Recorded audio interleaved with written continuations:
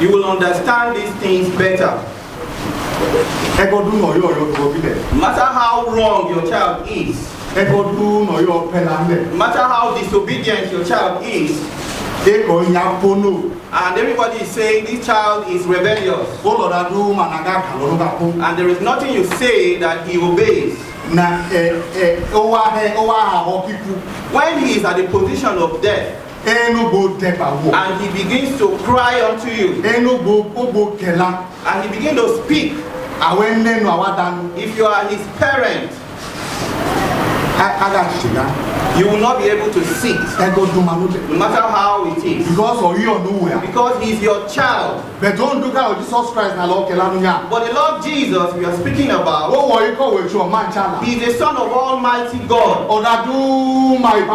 and he owns everything. The Gospel of John told us that all the things created in this world, there was nothing that wasn't created for him or by him. This is the child that God the Father himself bore witness to. He said, this is my beloved son. Listen to him. See how the Father has loved him. If this child is arrested, and some things were happening to him and his father did not respond to him, and this father is greater and can do everything. This is God we are talking about. God can do anything.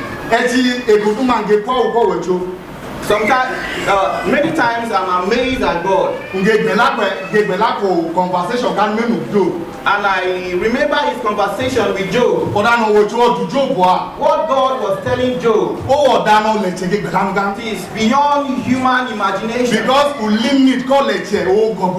Because human have a limitation of always, the limitation of human is endless.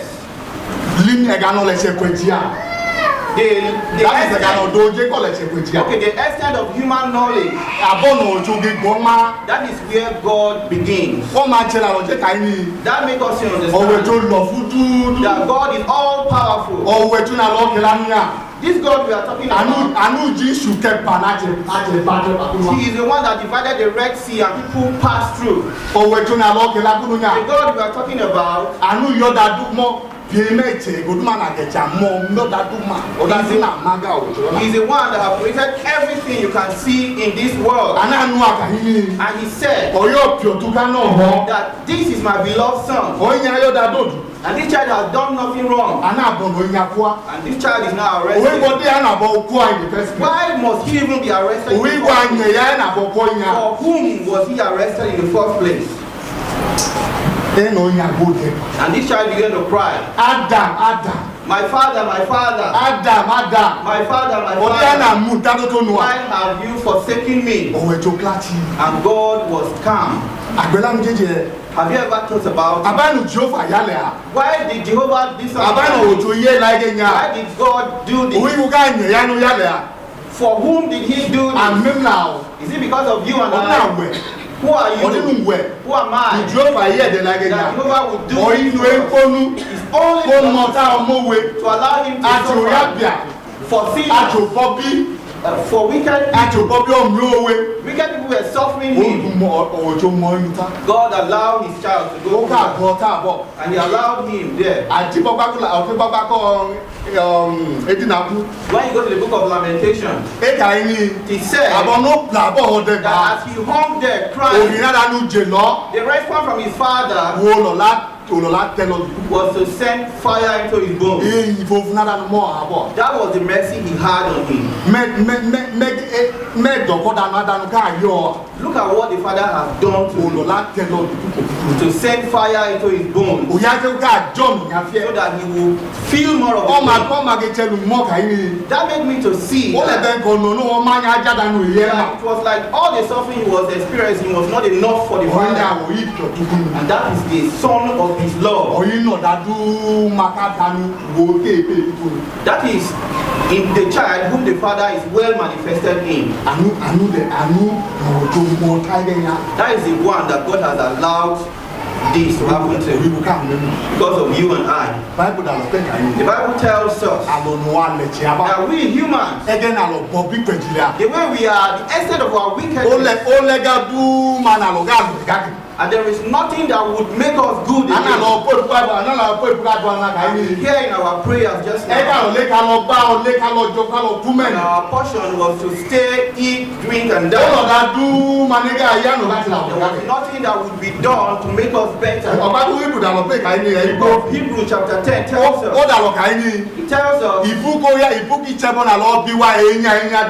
in the continuous sacrifice being brought daily, there was no way that those sacrifices if it was possible that then there was no need for you to be bringing it daily. He couldn't take sin away. We are sinners. We were children of wrath. We were really wicked. It cannot be. The Bible tells us that the extent of our corruption, every good thing we are doing that we can even boast about, what was it like? It's like an abominable wrath. We were not good, especially us Gentiles. So what amazes is more, when we were the time when we were this corrupt, that was when Jesus died for us. May He who has done it be praised forever.